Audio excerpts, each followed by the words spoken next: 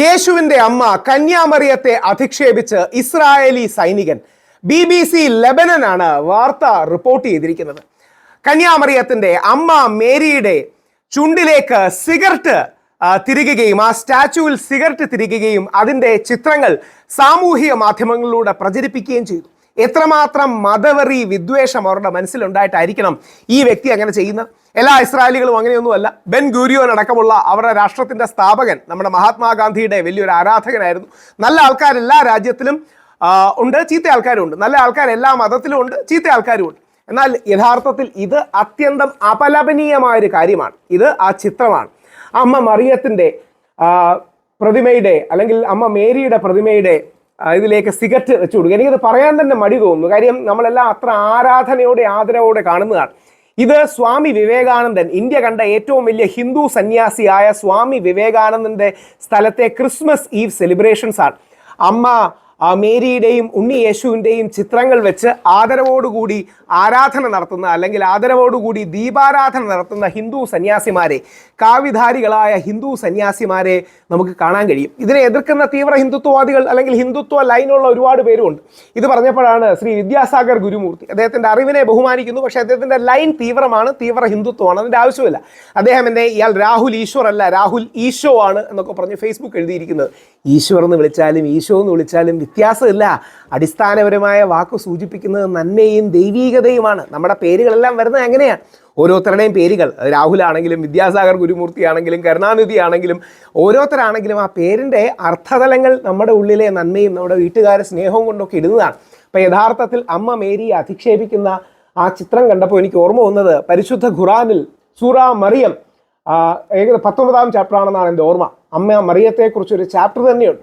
പരിശുദ്ധ ഖുറാൻ പേരെടുത്ത് മെൻഷൻ ചെയ്യുന്ന ഏക വനിത യേശുക്രിസ്തുവിൻ്റെ അമ്മയായ മറിയമാണ് അല്ലെങ്കിൽ മേരിയാണ്.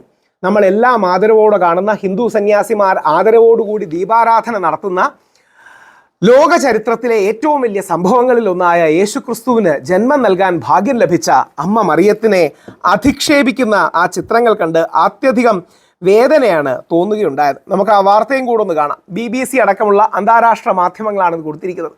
ഇത് കണ്ടിട്ട് ഒരു ക്രിസംഖിക്കും വേദന തോന്നില്ല. കാര്യം അവരുടെ മനസ്സിലെ ഇസ്ലാമോഫോബിയ കാരണം ഇസ്രായേലിൻ്റെ ആക്രമണത്തിൽ കുറേ മുസ്ലിങ്ങൾ കൊല്ലപ്പെടുന്നു, അതുകൊണ്ട് നമുക്ക് കണ്ണടച്ച് അവരെ പ്രോത്സാഹിപ്പിക്കാമെന്ന് പറയുന്ന ഈ ഇസ്രായേലിലെ തന്നെ തീവ്ര സയനിസ്റ്റുകളെ സപ്പോർട്ട് ചെയ്യുന്നതാണ്. ഇസ്രായേലിൽ വ്യത്യസ്ത വിഭാഗമുണ്ട്. ഇസ്രായേലി ഗവൺമെൻറ് ഇൻവൈറ്റ് ചെയ്തിട്ട് ഇസ്രായേലിൽ പോയൊരു വ്യക്തിയാണ് ഞാൻ. നമ്മുടെ രാജ്യത്ത് 9 പേരെ ഇസ്രായേൽ കൊണ്ടുപോവുകയുണ്ടായി അവരുടെ യുദ്ധം തുടങ്ങുന്നതിന് മുമ്പ് അല്ലെങ്കിൽ യുദ്ധം തുടങ്ങിയ സമയത്ത് അവരുടെ പെർസ്പെക്റ്റീവ് അറിയിക്കാൻ.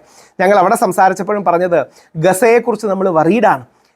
ഇസ്രായേലിന് നേരെയുണ്ട് ആക്രമണവും പാലസ്തീൻ നേരെയുണ്ട് ആക്രമണവും എല്ലാം തെറ്റാണ്, നമുക്കതിൽ സമവായം കണ്ടുപിടിക്കണമെന്നാണ്. അപ്പോൾ ഇസ്രായേലി പട്ടാളം ഈ സോൾജിയർ വെർജിൻ മേരിയുടെ സ്റ്റാച്യു ഡെസിക്രേഷൻ അതിനെക്കുറിച്ച് ലെബനനിൽ നടക്കുന്നതിനെക്കുറിച്ച് അന്വേഷിക്കണം എന്ന് പറയുകയുണ്ടായി. ഈ ലെബനനിലാണ് ക്രിസ്ത്യൻ മുസ്ലിം ഐക്യത്തിൻ്റെ മഹത്തരമായ സന്ദേശം മാർപ്പാപ്പ നൽകുന്നതും മാർപ്പാപ്പ അസ്സലാമു അലൈക്കും ഒക്കെ പറഞ്ഞ് തുടങ്ങുന്നതും. ഇതെല്ലാം കോൺഫിഡൻസ് ബിൽഡിംഗ് മെഷറാണ്. അല്ലാതെ ഗുഡ് മോർണിംഗോ ഗുഡ് ഈവനിങ്ങോ പറഞ്ഞാൽ മാർപ്പാപ്പയ്ക്ക് ഒരു നഷ്ടവുമില്ല, അല്ലെങ്കിൽ ഗോഡ് ബ്ലസ് എന്ന് പറഞ്ഞാൽ നഷ്ടമില്ല. പക്ഷേ കോൺഫിഡൻസ് ബിൽഡിംഗ് മെഷറാണ്. ഇപ്പോൾ സദേൺ ലെബനനിലെ ഒക്കുപ്പൈഡ് ടെറിട്ടറിയിലാണ് ഇസ്രായേൽ മിലിറ്ററിയിലെ ഒരു ഇസ്രായേൽ സോൾജിയർ ഇത് ചെയ്തത്. ഈ പിക്ചർ എടുത്തിരിക്കുന്നത് ക്രിസ്ത്യൻ ഭൂരിപക്ഷ വില്ലേജായ ഡെബൽ എന്ന് പറയുന്ന സ്ഥലത്ത് വെച്ചാണ്. കഴിഞ്ഞ മാസം, ഇതൊക്കെ BBCയുടെ വാർത്തയാണ്, ഇരിക്കുന്ന BBCയിൽ എല്ലാം അല്ലെങ്കിൽ 90% ക്രിസ്ത്യാനികളുമാണ്.